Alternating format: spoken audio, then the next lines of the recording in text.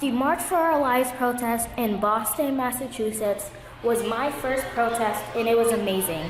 Me and my teachers met amazing people and were inspired by the courage shown to fight against gun violence. I'm only 11 and I don't want to hide in the closet.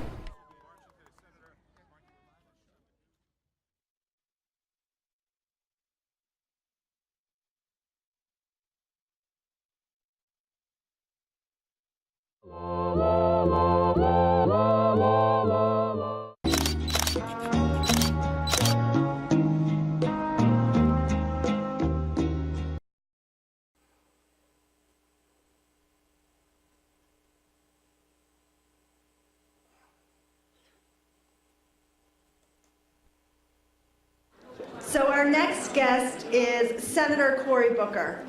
And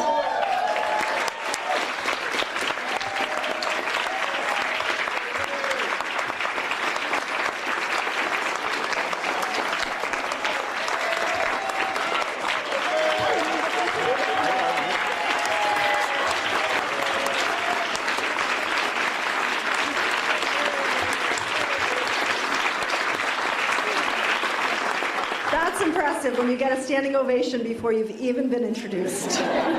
So we are so honored to have Senator Booker join us today. He was raised in Harrington Park, living his life as a proud New Jerseyan. He received his undergrad degree from Stanford University and was awarded a Rhodes Scholarship and went on to receive an honors degree in history from the University of Oxford. After law school, Senator Booker moved back to Newark, where he still lives today, and he started a nonprofit organization to provide legal services for low-income families and to help tenants take on slumlords, improve living conditions, and stay in their homes. So he's a true housing champion from the beginning. At the age of 29, Senator Booker was elected to the New York City Council, where he served for 17 years before being elected mayor. And during his 7 years as mayor of Newark, he worked to create and preserve affordable homes, among many other accomplishments. He's been a U.S. Senator since 2013, and he's risen to national fame, both as a strident champion of criminal justice reform and civil rights, and as a voice of civility and bipartisanship in a time of deep political division. In office, Senator Booker has introduced legislation to expand federal protections to bar discrimination against LGBTQ individuals in housing, education, and unemployment, and he has introduced legislation to provide renters stronger protection. So please join me in welcoming Senator Cory Booker.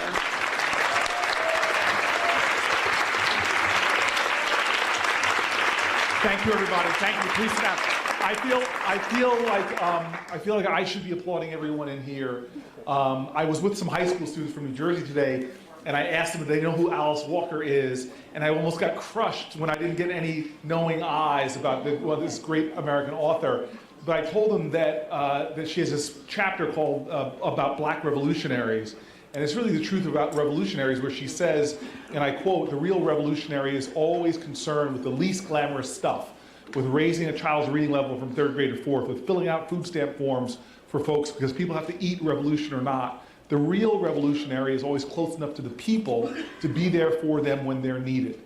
And I want you to know, I feel like I'm in a room full of revolutionaries, for people who are staying close to what the real issues are. They may not be sexy, they may not be glamorous, but what I know firsthand from my entire sort of adult experience or post-university experience, that the area that we are operating in this community of advocates, housing advocates, I know that this is the area that makes the most difference to communities, to families, to our country as a whole. And I see lots of people I know out here, people from Newark in the house. And so maybe I'll start with that confession. I always say I got my BA from Stanford, but my PhD on the streets of Newark, and it was professors. It was professors in Newark, some of my greatest life teachers who were housing advocates. Everything that I am, my life, in fact, I wrote a book where I hailed a number of these people from my community who just took me under their wing at a time in my life and shaped me. The first person I often talk about is a woman who lived on the 5th floor of the projects across the street from where I moved when I was still a law student. I made a decision to move into the tough neighborhood I could find in a city that I loved. And you all know the joke that Chris Rock tells. Why is it often the most violent street in every city is named after the man that stood for nonviolence? I moved onto the south end of Martin Luther King Boulevard. It is a neighborhood that's changed a lot these last 20 years, but we had a young man, Shahad Smith, killed last week by an assault weapon at the top of that block, and there's still challenges. But back in the 90s, it was really, at least I perceived it to be off the hook. And I moved there and immediately started seeing problems and challenges. I moved into a boarding house right next to a crack house right across the street from the projects where Miss Virginia Jones lived. And I'll never forget sort of feeling overwhelmed by it all. But then I meet this woman, and I still remember I was a law student at the time, and I had this swagger of law students, and I walked over to her, and knocked on her door, and she's like, "Who are you?" And I'm like, "I'm Cory Booker, I'm here to help you." and she looks at me with this look like, "You are the one that needs help, young man. You seriously need help." And one of the things she did with me early, one of the great moments of my life, she brings me down to Martin Luther King Boulevard, and she says, "Tell me what you see. What you see." Remember this, because I'll end with this idea of sight. Remember what you see around you. Tell me what you see around you, she says. And I said to her, "What do you mean?" She goes, "Describe the neighborhood." And I said, "Okay, well, I see the projects, I see crack house." I just started describing the neighborhood like I described to you. And the more I talked, the more just disappointed she looked, and even angry. And then finally she says to me, "Well, you can't help me." And she starts walking away from me quickly. And so I'm like, okay, I run after her, like I'm confused. And I run after her, I grab her from behind, very respectfully, mind you. Miss Jones was a lot shorter than me, but she was larger than life. And she wheels around and she goes, "What?" She goes, "I don't understand." She goes, "Boy, you need to understand this. The world you see outside of you is a reflection of what you have inside of you. And if you're one of those people who only sees problems and darkness and despair, that's all there's ever going to be. But if you're one of those stubborn people who every time you open your eyes, you see hope, you see opportunity, you see love, you see the face of God, then you can be one of those people who helps me." And she leaves me there on the street. And so this is the exciting thing for me.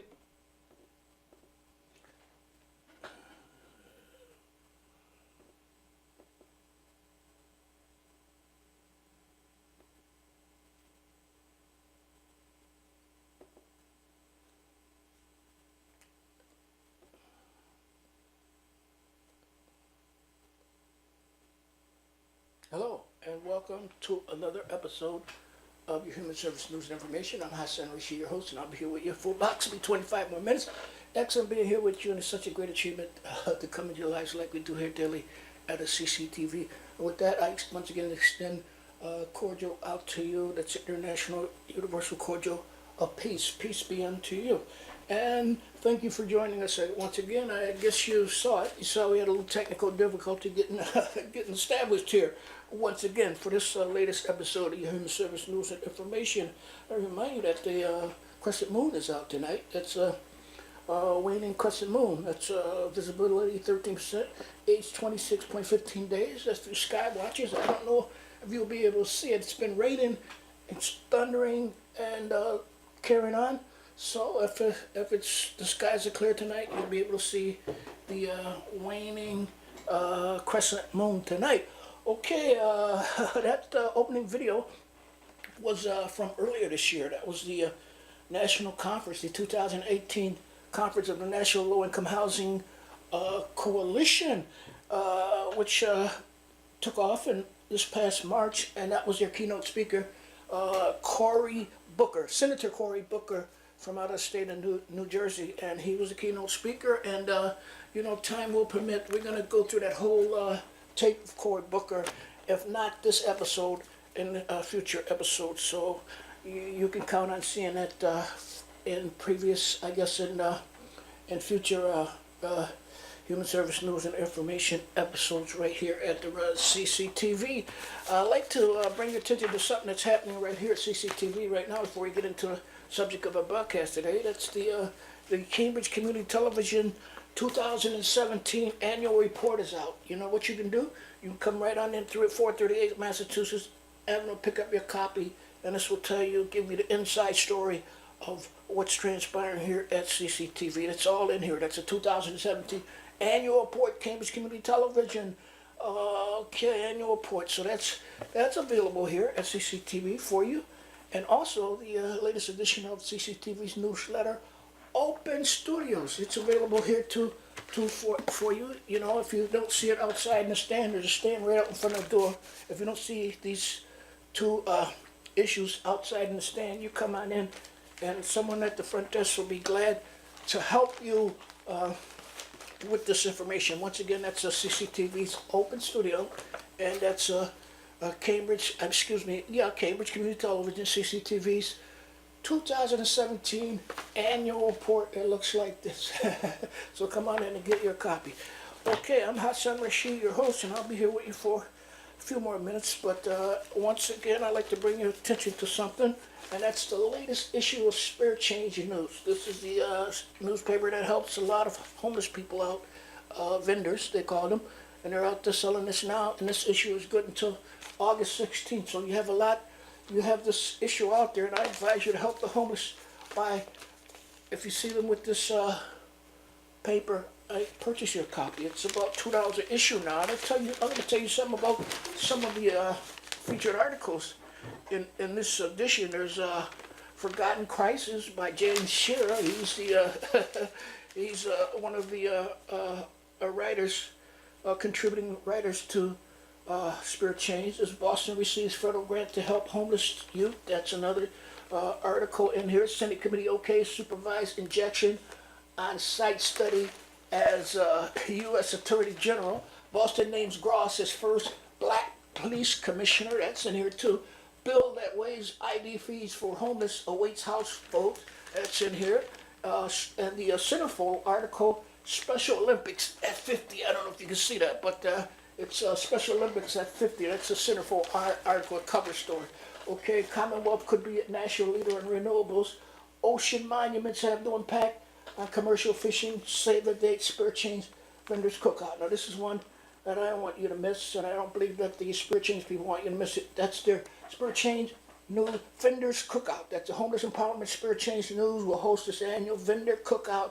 That's this weekend, Saturday, August 11th, from 11 a.m. to 3 p.m. at the Old Cambridge Baptist Church, located at 1151 Massachusetts Avenue. So that's a Spirit Change News Vendors Cookout, so don't you miss that. And that's another way that you can help the homeless. Okay, it's another article in here that's a very important article. It's Race Behind Housing. Discrimination no longer an issue. Family planning is a human right. So that's another one.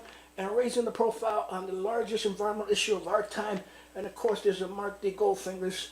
He's a great writer. Great writers, but you never know their name. Okay, so that's the latest edition of Spirit Change News.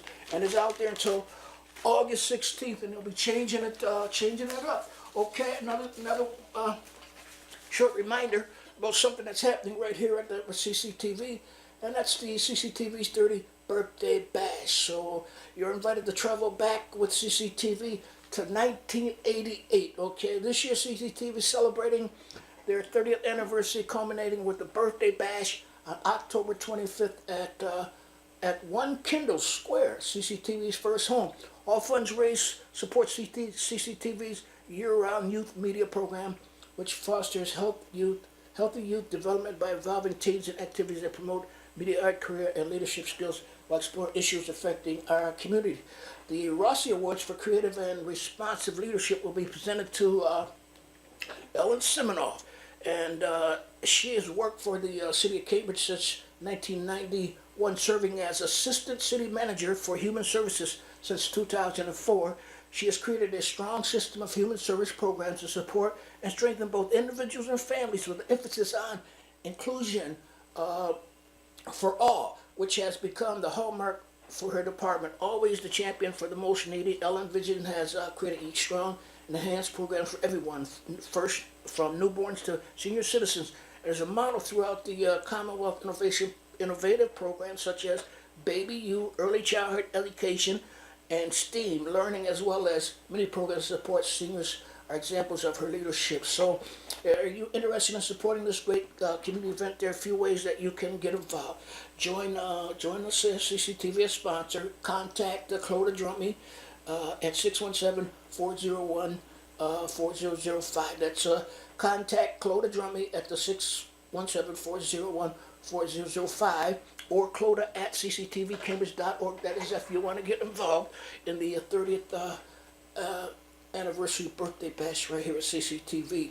Okay, contact Clodagh Drumming, the donated item to our raffle. Okay, that's 617-401-4005. Once again, that's 617-401-4005. Or you can contact Clodagh, email Clodagh at cctvcambridge.org. So, once again, you can also inquire about buying tickets for the CCTV's 30th bash. That's a CCTV's 30th birthday bash, October 25th. So if you'd like additional information, you can call CCTV 617-401-4005, okay, or email Clodagh at cctvcambridge.org. Okay, so there's another little happening here that's related to CCTV. That's Thursday, that's tomorrow, August 19th, 6 p.m., Central Square Theater. That's right next door at 450 Massachusetts Avenue. And this is end of summer screening. That's featuring videos from the teens in the summer media youth programs. Featuring original videos from the teens at Summer Media Institute. So don't let the teens down here at CCTV. You come on out tomorrow, Thursday, August 9th, 9 to 6 p.m., Central Square Theater, 450 Mass Avenue, free and open to the public. That's the end of summer screening about the CCTV's teen element here. They do great work, so you come out and check some of their work out. They're in the summer screening.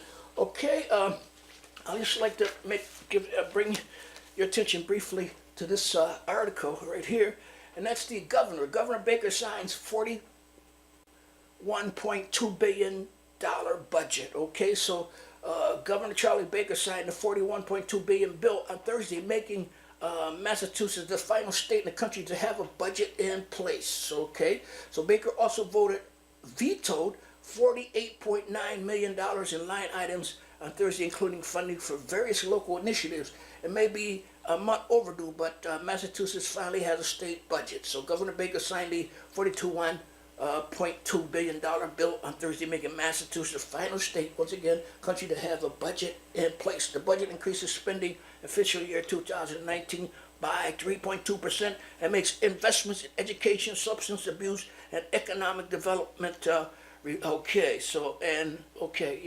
Makes investments in education, substance abuse treatment, and economic development.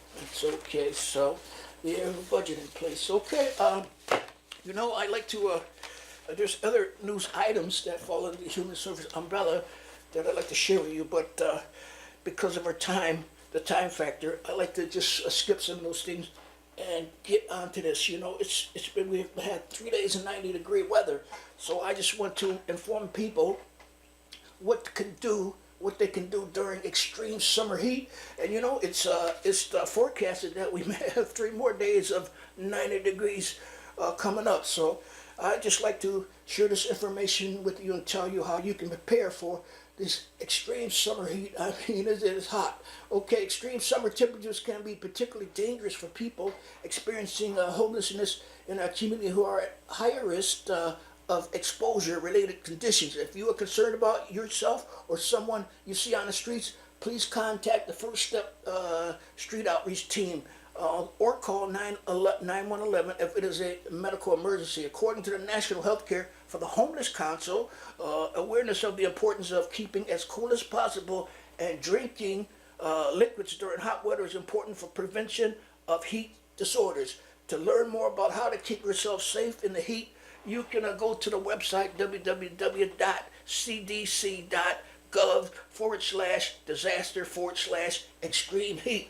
So you can see these additional resources in Cambridge to locate a place out of the heat and sun for yourself or someone else. Once again, you can call medical emergencies 911 if you are experiencing a medical emergency or if you are able to get to the emergency room yourself. Cambridge Hospital, 493 Cambridge Street. Mount Auburn Hospital, 330 Mount Auburn Street, Cambridge. Non-emergency medicals, Bridge Over Troubled Waters, that's age 14 to 25 only, directly outside Harvard MBT stop. The Pit, hours Monday to Friday, 7 to 8:30 p.m. Cambridge Healthcare for the Homeless, that's 617-806-8781. Free primary care clinics throughout the week offered at Casper Emergency Service Center. Salvation Army on the rise. A call 4 times. Okay, street outreach workers can help you get out of the heat to somewhere cool and can also assist with referrals to other services you may need. Casper First Steps, 617-592-6895. Hours 7 days a week, 2 p.m. to midnight. First responders, okay, Cambridge Police Department, CPD, along with Pro EMS, First Step Street Outreach, other community partners, makes a concerted effort to locate and assist people on the street. There's Pro EMS / Pro Ambulance patrols for unsheltered individuals during extreme weather, arranging transportation to shelters and working with CPD and other partners to help at-risk people on the street.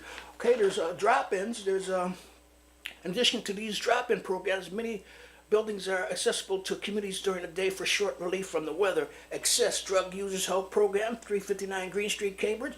Their telephone number 617-661-3040. Hours Monday, Tuesday, Wednesday, Friday, 9 a.m. to 5 p.m. Thursday, 9 a.m. to 2 p.m. for people who use injection drugs. Casper Emergency Service Center, that's 240 Albany Street, Cambridge, 617-661-0600. Hours Monday to Friday, 9 a.m. to 5 p.m. Open during the day to individuals who are nighttime guests at the shelter. The Citywide Senior Center, 806 Massachusetts Avenue, 617-349-600.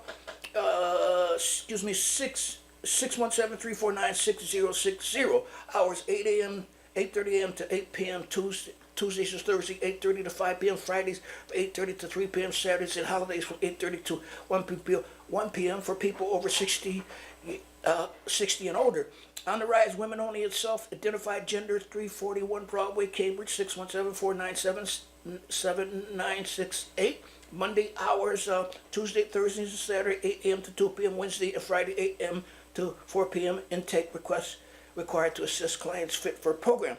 And there's the Salvation Army, 402 Massachusetts Avenue, Cambridge, 617-547-3400. Mondays, Friday, 8:30 to 3:30 p.m. Saturday, 11:30 a.m. to 1 p.m. and Sunday, 1 to 3 p.m. And there, finally, there's a Youth on Fire, 1 Church Street, Basement, Cambridge, 617-661-2508. Hours Monday, Wednesday, Fridays, 11 a.m. to 5:45. So all those different things that I just read from the list, all those different entities I just read from the list, those are places where you can get help, or you can send someone who needs help during extreme summer heat. So you gotta stay cool, drink a lot of liquids. That's a lot of water. So you'll be hearing this again because I'm sure there's these 90-degree temperature days, and we're still in store for those. I'm Hassan Rashid, and that's just about it. We've used up all of our time allotted to us for this shift once again. And I like to remind you before I go out the door that you should always keep your nose clean, play it straight, and don't forget to assist someone in need of your help. Next time, once again, thank you for joining us. I extend the International Universal Cordial out to you again, and that is peace be unto you. Okay, we're going to get out here with a little video that was produced by some good folks, I think, up in Roxbury, Massachusetts. Okay, here we go.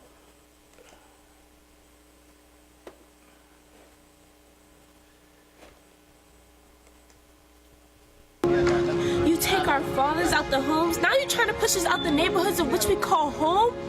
A place we thought we owned, a place we thought us too belong. How we supposed to be Boston strong, come together, create unity, but then you're pushing people of color out their communities, not making Boston strong, making Boston weak. Boston strong, no, Boston's wrong. Gentrification. They trying to push us out when we've been here for ages. My people are not bugs, so stop the extermination. No, don't turn my house into a trendy restaurant or turn my baby sister's local park into a parking lot. How's it building a better Boston for today when you're really trying to find another way to urbanize and erase? Throwing Boston's culture down the drain. Nah. Gentrification is the extermination of people of color saying, get out to my sisters and brothers. No thank you, I don't want your offer. To another place that's out of town away farther. And place me in a place where I don't know is too far out. And place me in a place where my resources are a drought. I'd rather stay in Boston, stay within than go without. We see this game, so we put our foot down. But this is where they get us. They know we're not rich. For every dollar a white household makes, we make 6 cents. So they raise the rent. Gotta find another place to go, and that is how they win. Hold on. Let's backtrack. Remember the Federal Housing Administration Act? In 1934, it gave loans to houses to only white families who couldn't afford. If you were white, you get that type of award. Back then, if you were black, you couldn't get a house. Now, so if you can't afford this newly built property, then you got to get out. Hold on, where's my loan? I need a home. But because the color of my skin is easy to disown, the fact that we're all human and we've got the same bones. So, who do you value?